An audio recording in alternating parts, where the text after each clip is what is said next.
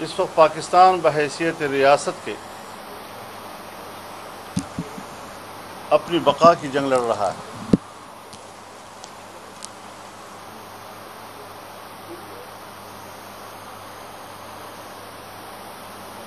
اور ہمارا یہ عزم ہے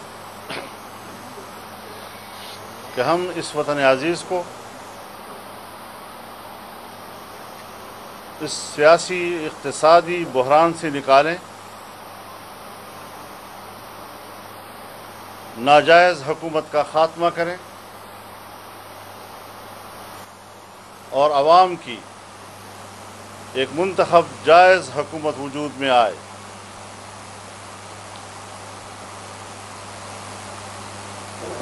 جہاں دھاندلی تشت بام ہوئی،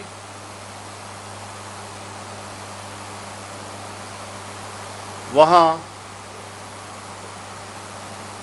جعلی حکومت کی 2 سالہ کارکردگی بھی اور اس کی نااہلی اور نالائقی بھی پوری دنیا پر آشکار ہو چکی ہے۔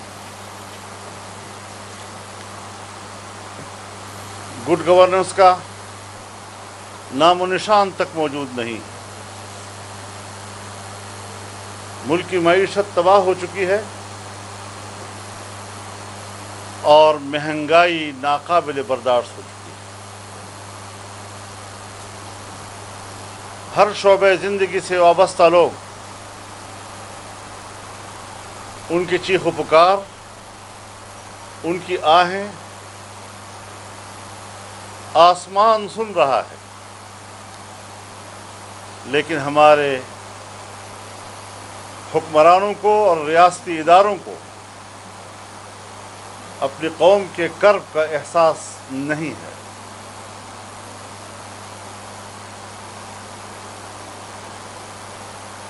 داخلی معاملات انتشار کا شکار ہو چکے ہیں۔ خارجہ پالیسی مکمل ناکام ہے۔ ہم عالمی سطح پر بھی اور خطے کی سطح پر بھی تنہائی کی طرف چلے گئے ہیں۔ ہماری معیشت اس قدر زمین بوس ہو چکی ہے کہ کوئی ملک ہم سے کوئی تعلقات وابستہ کرنے کے لیے تیار نہیں ہے۔ چین کو ہم نے ناراض کیا ہے، سعودی عرب جیسے دوست کو ہم نے ناراض کیا ہے۔ آج افغانستان اور ایران انڈیا کی جھولی میں جا رہے ہیں۔ عالمی سطح پر امریکہ اور مغربی قوتیں ہندوستان کے شانہ بشانہ پاکستان کے خلاف کھڑی ہو گئی ہیں۔ ایسی صورتحال میں پاکستان کو بچانا ہے۔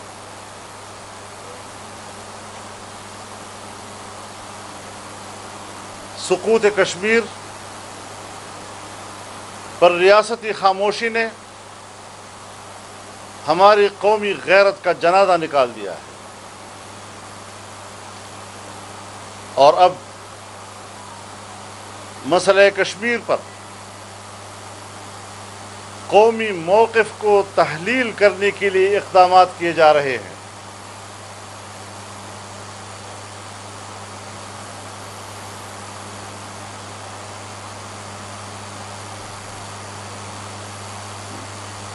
گلگت بلتستان کی سیاسی اور جغرافیائی حیثیت کو تبدیل کرنے کے لیے ریاستی ادارے حرکت میں آ چکے ہیں۔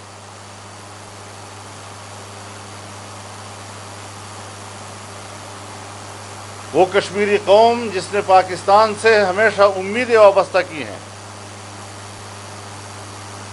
آج انہیں مایوسیوں کی تاریکیوں کی طرف دھکیلا جا رہا ہے۔ ایف اے ٹی ایف کے شرائط پر قانون سازی کر کے وطن عزیز کی آزادی کو بیچا جا رہا ہے۔ ان سارے حالات کو مد نظر رکھتے ہوئے قوم کو اگر کوئی امید نظر آ رہی ہے تو وہ حزب اختلاف کی آل پارٹیز کانفرنس سے اور پاکستان ڈیموکریٹک موومنٹ سے نظر آ رہی ہے، جہاں تمام سیاسی جماعتوں نے اس عزم کا اظہار کیا ہے کہ ہم نے اس ملک میں حقیقی جمہوریت اور آئین کی بالادستی کو قائم کرنا ہے اور اسٹیبلشمنٹ کو ہر قیمت پر انتخابی عمل اور سیاسی عمل سے باہر رکھنا ہے۔ اس حوالے سے صورتحال اب بالکل واضح طور پر سامنے آ گئی ہے اور انشاءاللہ یہ تحریک آگے بڑھے گی۔ اس کے لیے فوری مشاورت کا عمل شروع ہو چکا ہے اور جو اس کی فوری تقاضے ہیں وہ ترتیب دیے جا رہے ہیں، اور انشاءاللہ ایک دو روز میں اور بھی بہت سے اچھے فیصلے قوم کے سامنے آ سکیں گے انشاءاللہ العزیز۔ مولانا صاحب، آپ نے جس طرح ذکر کیا اے پی سی کے بعد جو صورتحال ڈیولپ ہوئی ہے اور جو رد عمل سامنے آیا ہے تمام اطراف سے، اس میں ایک بیانیہ یہ بھی ہے، دو طرفہ بیانیہ حکومت کا بھی اور حکومت کے سپورٹرز کا بھی، کہ بھارت ساری اس کے پیچھے ہے، غیر ملکی قوتیں جو ہے وہ اپوزیشن کو وہ کر رہی ہیں۔ اس تاثر کے بارے میں ہمیں مجبور نہ کیا جائے کہ ہم یہ کہیں کہ ان لوگوں کو اقتدار میں لانے کے لیے کن کن لابیوں نے اس کی پشت پناہی کی ہے۔ ہم جانتے ہیں ہندوستان اور راہ کس کے پشت پر رہا ہے اور کس طرح ان لوگوں کو اقتدار میں لانے کے راستے دیے ہیں، کس طرح ان کو سہولتیں مہیا کی ہیں۔ یہ بحث اگر چھیڑی گئی، میرے خیال میں ہم ان کو واضح طور پر کہنا چاہتے ہیں کہ اگر تم سیاست میں نہ ہوتے تو یورپ میں ہوتے، اور ہم سیاست نہ بھی کریں تو پاکستان کی اسی خاک کے اندر ہم دفن ہوں گے اور یہیں پر رہیں گے۔ ون بائی ون کر لیں۔ اے پی سی سے پہلے جو ملاقات ہوئی تھی چیف عوامی اسٹاف سے اپوزیشن کے نمائندوں کے رہنما، اس میں کیا نکات طے ہوئے تھے اور اس کو سیکرٹ کیوں رکھا گیا؟ سیکرٹ رکھنا یہ سیاستدان کی مجبوری نہیں ہوتی، سیکرٹ رکھنا اسٹیبلشمنٹ کی مجبوری ہوتی ہے عام طور پر۔ اور میں آپ کو واضح طور پر کہہ دینا چاہتا ہوں کہ اجلاس تو انہوں نے بلایا پارلیمانی لیڈرز کا گلگت بلتستان کے حوالے سے، اور اپنے لوگوں کے ذریعے سے خبریں کچھ اور نکالی جا رہی ہیں۔ یہ تو اس اجلاس کا ایجنڈا ہی نہیں تھا۔ ہم ایک ایجنڈے پہ بیٹھتے ہیں، اگر ایک گھنٹہ ہم نے اس ایجنڈے پہ گفتگو کرنی ہے تو جزوی طور پر کوئی ادھر ادھر کی اور بات بھی ہو جاتی ہے، لیکن یہ واضح ہے کہ اسی ایجنڈے کے اوپر، گلگت بلتستان کے ایجنڈے کے اوپر پارلیمانی لیڈرز کو بلایا گیا تھا۔ تو قوم کے سامنے اگر پیش کرنا ہے تو انہوں نے پیش کرنا ہے جنہوں نے بلایا ہے، اور خفیہ گفتگو یہ ہماری ضرورت نہیں ہے، یہ ان کی ضرورت ہے۔ اور ظاہر ہے اگر ایک فریق چاہتا ہے کہ یہ چیز پردے میں رہے تو شریعت بھی کہتی ہے کہ دوسرا فریق بھی اس کا احترام کرے۔ لیکن جہاں جس چیز کی پردہ داری ضروری ہوتی ہے وہاں ان کے اپنے لوگ اس کی پردہ داری کر رہے ہیں اور غلط طور پہ کر رہے ہیں۔ لہذا میں واضح طور پر آن ریکارڈ یہ بات لانا چاہتا ہوں کہ ان کی بلائی ہوئی میٹنگ تھی، ان کے کہنے پہ سب جمع ہوئے تھے، اور اس کا ایجنڈا گلگت بلتستان کے علاوہ کچھ نہیں تھا۔ باری باری لیتے ہیں، اس کے بعد ادھر لیتے ہیں۔ مارچ آ گیا تو مارچ کے مہینے میں جو اکثریت ہے وہ اقلیت میں تبدیل ہو جائے گی سینٹ کے اندر بھی، تو پھر جنوری کا ٹائم کیوں لیا گیا کہ سب جماعتیں جمع ہوں گی اسلام آباد میں؟ نہیں، جنوری شاید آخری اسٹیپ ہے، اس سے پہلے بھی تو بہت سے اسٹیپس ہیں۔ اس کے اندر فضا بنانی ہے. ملک کے مختلف حصوں میں ہم نے اپنے ملین مارچ بھی کرنے ہیں, اپنے جلسے بھی کرنے ہیں, ورکر کو بھی متحرک کرنا ہے مختلف پارٹیوں نے. تو اس حوالے سے اسٹیپ بائی اسٹیپ ساری چیزیں چلتی ہیں, اور اس حوالے سے ایک ترتیب اور طریقہ کار, ایک شیڈول دیا گیا ہے. ایک دونوں میں سے ایک بات. استعفوں کے معاملے پر نواز شریف صاحب نے کیا بات کی اور بلاول صاحب کو دونوں جماعتوں آپ کو استعفیٰ پیش کریں گی اپنے جو ممبران کے, اور کیا اور ابھی اس سے پہلے بھی آپ نے ایک جو تحریک چلائی تھی وہ اس کو آپ کس طرح دیکھیں, کیا وہ کامیاب ہوئی تھی یا اب یہ والی کامیاب؟ دیکھیے, استعفے کے آپشن پر پہلی مرتبہ ایک اتفاق رائے سامنے آیا ہے.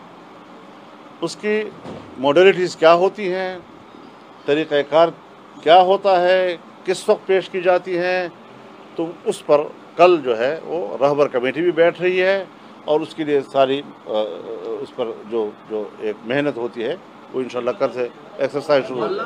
1 بائی 1 کر لیں, سب لیں.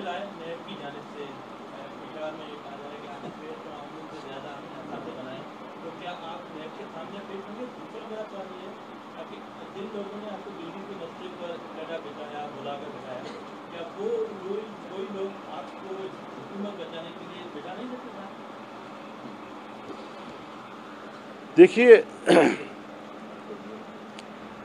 حکومت کے حوالے سے بہت کوشش کی ہے انہوں نے کہ ہمیں ان کی سپورٹ پہ آمادہ کر سکے, ورنہ کم از کم ہمیں خاموش کر سکیں. لیکن ہم ہیں کہ ہر صورت میں اپنے اصولی موقف پہ ڈٹے ہوئے ہیں, اور کسی قسم کا اثر ہم نے قبول نہیں کیا ہے ان کا.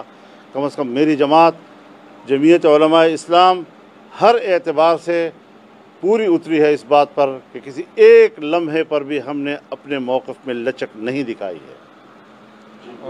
اور جہاں تک بات ہے آپ کے دوسرے سوال کی, تو مجھے کوئی نوٹس اب تک نہیں ملا ہے, اور اس کی کاپی میڈیا کو بھی نہیں ملی ہے. ہم سے لوگ رابطے کر رہے ہیں, پھر میڈیا کو خبر دینا خود ڈنڈورا پیٹ رہا ہے اس کی نیتوں کا.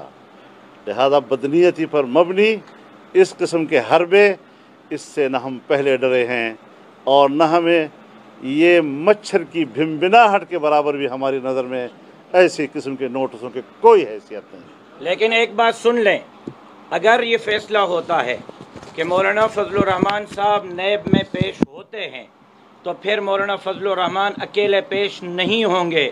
30 لاکھ کارکنان مولانا کے ساتھ نیب کے دفتر جائیں گے, اور 30 لاکھ کارکنان مولانا فضل الرحمان کے ساتھ نیب کے دفتر میں پیش ہوں گے. اکیلے پھر مولانا فضل الرحمان پیش نہیں ہوں گے. جماعت اس کی سیاسی اور قانونی سب پہلوؤں کا جائزہ لے گی اگر نوٹس ملا.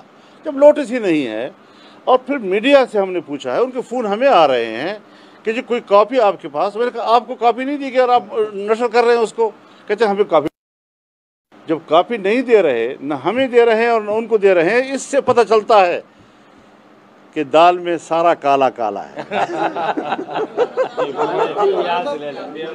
ایک منٹ جی, ایک سوال یہاں سے لے لیں. ایک منٹ آ رہے ہیں. مولانا, آپ کشمیر کمیٹی میں بھی رہے اور گلگت بلتستان کے ایشو سے آپ بہت زیادہ واقف بھی ہیں. آپ کیا سمجھتے ہیں کہ انڈیا کے عمل کے بعد اس وقت ہماری اسٹیبلشمنٹ یا حکومت جس نے پارلیمانی رہنماؤں کو بلایا تھا, وہ کیا یا کس طرح کا ایک نظام دینا چاہتی ہے, کس طرح کا حل پیش کرنا چاہتی ہے؟ دیکھیے, اس پر تو جو وہاں بیٹھے تھے وہی آپ کو ساری تفصیل بتا سکتے ہیں, لیکن میں اصولی بات کرنا چاہتا ہوں کہ لداخ, وادی کشمیر دونوں طرف کے, اور گلگت بلتستان, یہ تمام آل جموں کشمیر کا حصہ ہے. اس پر سپریم کورٹ آزاد کشمیر کا فیصلہ موجود ہے, اور پھر پاکستان کا جو اصولی موقف اول دن سے چلا آ رہا ہے وہ استصواب رائے کا حق ہے کشمیریوں کا.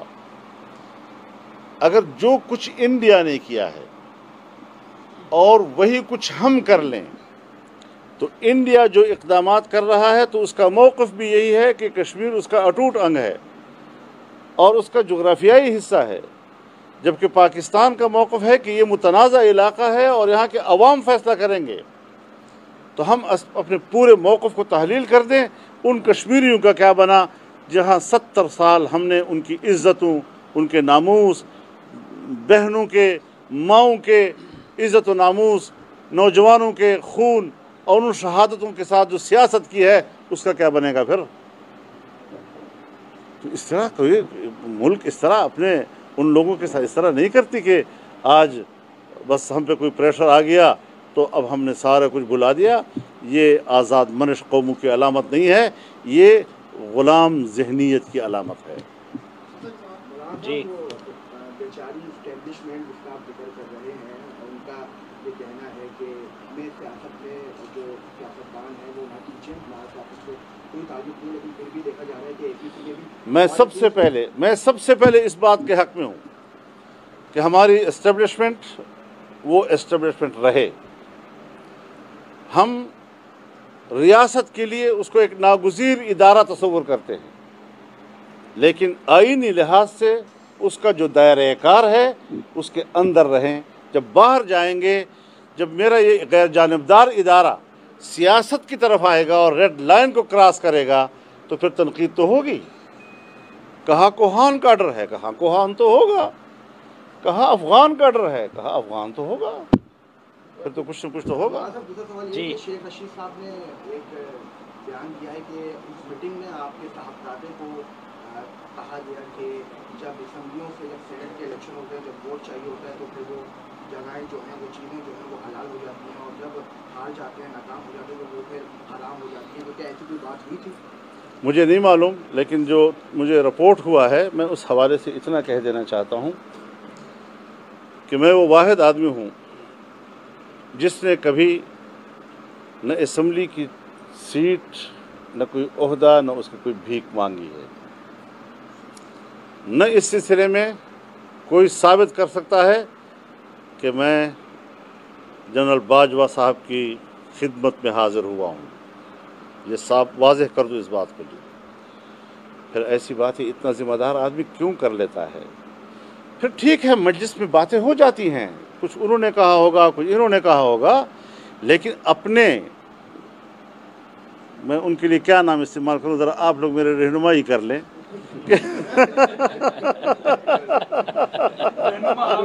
तो मुझे, मेरी शराफत मुझे उसका नाम नहीं तजवीज़ करने दे रही। तो वो लोग जो हैं अब बाहर आकर जो गपशप में कोई बात हो जाती है, इस किस्म की बातें पब्लिक में लाकर क्या पैगाम देना चाहते हैं? बुलाते आप हैं, बुलाते आप उस एजेंडे पे हैं और नशर कर रहे हैं आप दूसरी बातें। तो पर्दादारी रखो अपनी बात की, वरना पर्दादारी हो जाएगी। पर्दादारी में मसरूफ़ हो तुम लोग। जी जी, यहाँ से ले लें आखिर से। जी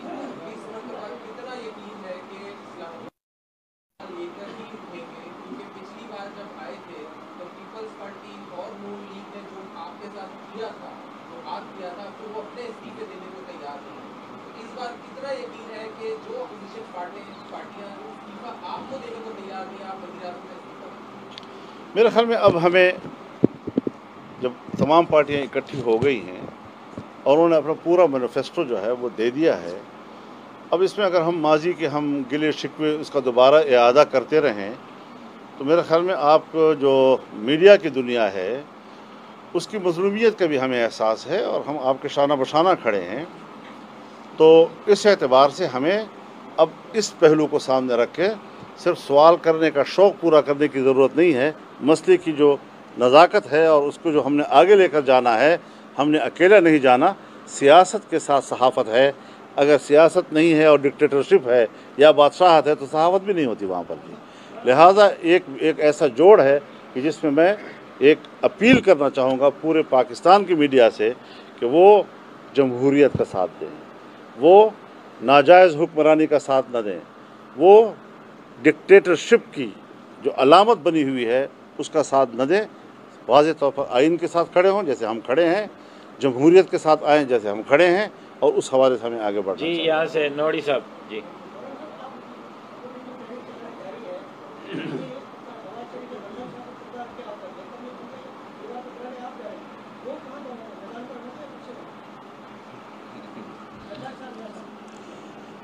जरदारी साहब और मियाँ साहब की जो कल की कंट्रीब्यूशन है उसने उस इकट्ठ और उस वहदत में वज़न डाला है। और मेरे ख़्याल में पाकिस्तान की सियासत में जो उनका अपना एक रोल है और उसका जो वज़न है, हमें उसका ज़रूर उसको वो हैसियत देनी पड़ेगी।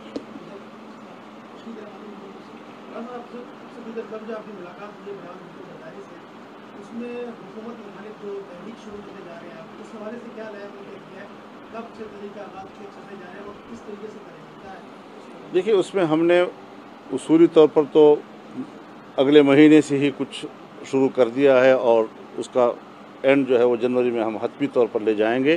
पहले तो इंशाल्लाह पहले मकासद हासिल हो जाएंगे, लेकिन कल रहबर कमेटी का इजलास है जिसमें तमाम सियासी जमातों के, अपोजिशन जमातों के नुमाइंदे मौजूद होंगे और वही उस सिलसिले में जो मैंने पहले भी अर्ज़ किया कि जो जुज़ियात हैं उसको तय करेंगे।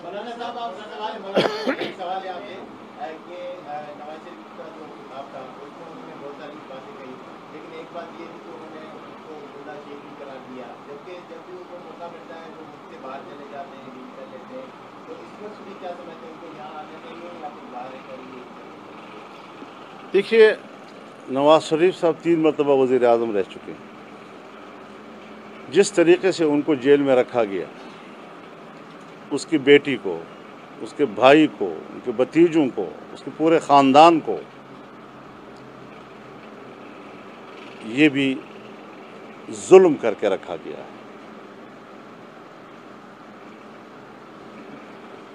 आज तक कौन सा वो केस है जो इस तरह सामने आया हो कि जो इल्ज़ाम लगाया गया हो और वो साबित हो और उससे वो सारा माल वापस किया गया हो।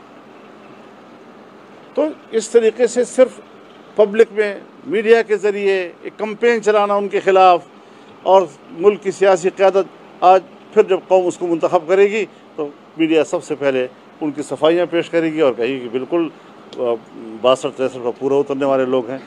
तो इस किस्म की चीज़ें एक बड़े लोगों की तौहीन और तज़लील और बेतौकीर करने के लिए ये सारे मनसूबाबंदी की जाती है, क़वानीन बनाए जाते हैं, उसके लिए खुसूसी इदारे बनाए जाते हैं, जैसे नेब बनाया गया है।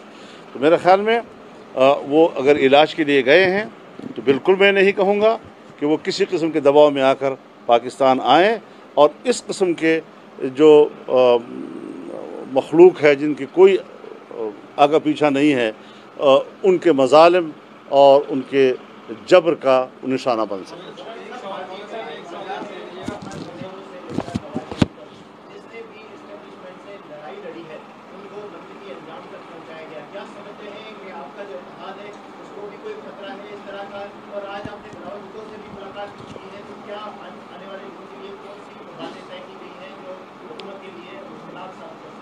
आज की मुलाकात तो खैर सिर्फ एक खैर सगाली की हद तक थी और चूँकि उन्होंने एक बड़ा इजलास बुलाया था, बड़ी इवेंट थी, नौजवान है, हमें नौजवान की हौसला अफजाई भी करनी है और इसी तरीके से कौमें फिर आगे बढ़ती हैं। तो इस लिहाज से आज मेरी वहाँ मुलाकात थी। कोई सियासी मौजू पर ज़्यादा बातें नहीं हुई हैं और जो वहाँ तय हुआ है उसी के मुताबिक आगे बढ़ने की बातें हुई हैं और इंशाल्लाह वो आगे बढ़ेंगी उसी तरीके से जिस तरह तय हुआ है इंशाल्लाह। तो ये चीज़ें ये जो आपका सवाल है, यही सबसे बड़ा सवाल है पाकिस्तान का कि जिसने भी कहा है कि मुल्क जमहूरियत के मुताबिक चले, मुल्क आइन के मुताबिक चले, हर इदारा अपने दायरे कार में रहते हुए काम करे, दूसरे इदारों की तरफ तजावुज़ ना करे, तो यही वो एतराज़ है जो पहले भी था सो वो आज भी है और हमें ऐसी पॉलिसियों की तरफ जाना होगा कि जिससे हम मुल्क को वापस अपने डगर पे ले आएँ, सियासी डगर पे, जमहूरी डगर पे, और किस किस्म के इस तरह के हरबे आज इंशाअल्लाह हमने साबित किया है कि दुनिया पर वाज़े हुआ है कि नेब एक ज़ालिमाना इदारा है, इंसाफ का उससे कोई तवक्को नहीं। मौसम की बात, इससे बात एक सवाल वहाँ से ले लें।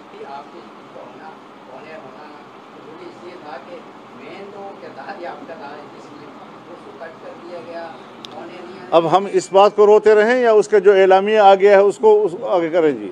या इलाहुल आलमीन, कोई तरजीहात भी होनी चाहिए कि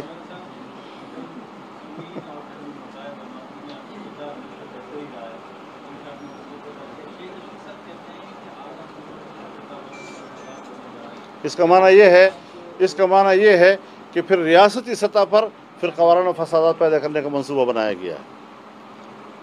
एक तरफ FATF के तहत आप इस्लामाबाद कैपिटल टेरिटरी के अंदर वक्फ अमलाक के बारे में कानून साजी कर रहे हैं, और ऐन उसी वक्त पर मुल्क के अंदर फिर क़वारान फसादात भी शुरू कर दिए जाते हैं, ताकि मजहबी हल्का वो बिल्कुल दूसरी तरफ मुतवज्जे हो जाए और वो आराम के साथ इस्लाम के ख़िलाफ़, शरीयत के ख़िलाफ़, मसाजिद और मदारस और उलमा और ख़तीबों के ख़िलाफ़ कानून साजी कर सकें। तो ये टाइमिंग को भी ज़रा देखें कि ये टाइमिंग जो है ये एक मनसूबाबंदी के बगैर नहीं हो सकता। साहब ने आपको कहा कि वो आपसे 3 साल बड़े हैं और हो सकता है कि उनकी तकरीब में वो जेल चले जाएँ, तो अगर वो गिरफ्तार होते हैं क्या आप उनसे मिलने के लिए जाएंगे? दूसरा, जनरल जो बाजवा हैं CPAC अथॉरिटी के चेयरमैन हैं, उनके जो असासों के हवाले से आप क्या कहेंगे? जो रेस्टोरेंट खोले हैं, बड़ी उनकी बिलियंस ऑफ डॉलर्स की एक देखिए मेरी सियासत जो है उसकी ये आदत तो कभी नहीं रही कि हम लोगों पे इल्ज़ामात लगाएं, लेकिन जो चीज़ें मंज़र आम पर आ गई हैं, तो जब सियासतदानों की चीज़ें मंज़र आम पे आती हैं तो फिर फौरी तौर पर लपक कर उनको पकड़ा जाता है और दुनिया के सामने दिखाया जाता है कि हमने एक करप्ट पे हाथ डाला है। तो ये रवैया फिर उनके साथ क्यों नहीं? रवैये एक जैसे होने चाहिए। अगर नवाज शरीफ बार बार अदालत में पेश होता है, 3 दफ़ा का वज़ीर आज़म, तो फिर जनरल मुशर्रफ को भी पेश होना चाहिए था ना, उनको भी तो अदालत ही बुलाया था, पाकिस्तानी अदालत ने। अगर एहतसाब जो इन सियासतदानों का किया जा रहा है तो वहाँ पर तो उनको वज़ीर आज़म हाथ जोड़ कर कहता है कि आप अपना इस्तीफ़ा वापस ले जाएं। जहाँ दूसरों के लिए कहते हैं मुस्ताफ़ी हो जाओ, वहाँ जनरल के बारे में कहता है कि नहीं आप मेहरबानी करें इस्तीफ़ा वापस ले जाएं। जुर्रत ही नहीं है उसके अंदर कि जनरल से वो इस्तीफ़ा ले सके और रिटायर्ड से जी। तो इस सूरत हाल में हज़रत ये जो एक मुख्तलिफ रवैये हैं, फिर मुख्तलिफ रवैये नहीं होने चाहिए ना, फिर एक रवैये के साथ हमें आगे बढ़ना चाहिए। आखिरी सवाल ले लेते हैं। बाकी की तो गपशप की मुस्तबी की बातें। मौलाना, जैसे आपने अपने इब्तिदाइया में फरमाया कि सुकूत कश्मीर एक साल 2 साल की पॉलिसियों के बाद अब आप अपनी सियासी जमातों को क्या मशवरा देंगे, पार्लिमानी जमातों, क्योंकि उनका ये कहना है कि कानून साजी के ज़रिए मामले को हल किया जाए। गिलगित बल्तिस्तान वाले, क्या उनको आप मशवरा देंगे कि इससे पहले वो अपनी कोई मुशावरत करें या किस तरह का रवैया इख्तियार करना चाहिए? देखिए मेरा ख्याल ये है कि हमें 70 साल की तवील कुर्बानियाँ जो कश्मीरियों ने दी है अपने हक़ के लिए, उसका एहतराम करना चाहिए। ये लड़ाओ और हुकूमत करो का एक फ़लसफ़ा है। और मैंने मुज़फ़्फ़राबाद में गिलगित बल्तिस्तान की क़ियादत को और कश्मीर की क़ियादत को यकजा किया था। एक ही सेमिनार में सब शरीक हो गए थे, वरना हमेशा इनकी कोशिश ये रही है कि इनके मफादात को तकसीम किया जाए और फिर उनके अपने अपने मफादात की बुनियाद पर उनको मुख्तलिफ़ फ़ैसलों पर आमादा करने की कोशिश की जाए। ये वो हरबे होते हैं कि जो खूबसूरत नारों के साथ एक कौम से तो फैसले करवा लेते हैं, फिर बाद में परेशानी होती है। जिस तरह फाटा के फैसले किए गए, आज फाटा के लोग जिस तरह परेशान हैं, क्या इंतज़ाम है वहाँ पर। आज भी हम नहीं जा सकते वहाँ किसी जलसे में। तो फिर जब मैं सुबह खैबर पख्तूनख्वा में फाटा के इलाके में नहीं जा सकता, यहाँ इंतज़ाम के बावजूद हमारे उलमा हमारे पार्लियामेंटेरियन कबायली इलाकों में नहीं तकरीरें कर सकते, उनके वहाँ जाने पर पाबंदियाँ लग जाती हैं, तो फिर इंतज़ाम किस चीज़ का जी?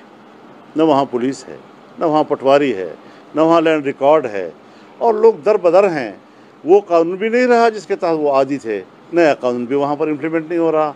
तो जो कुछ फाटा के साथ हुआ है, इससे सबक लें गिलगित बल्तिस्तान के लोग भी और कश्मीर के लोग। बहुत शुक्रिया जी, बहुत शुक्रिया जी।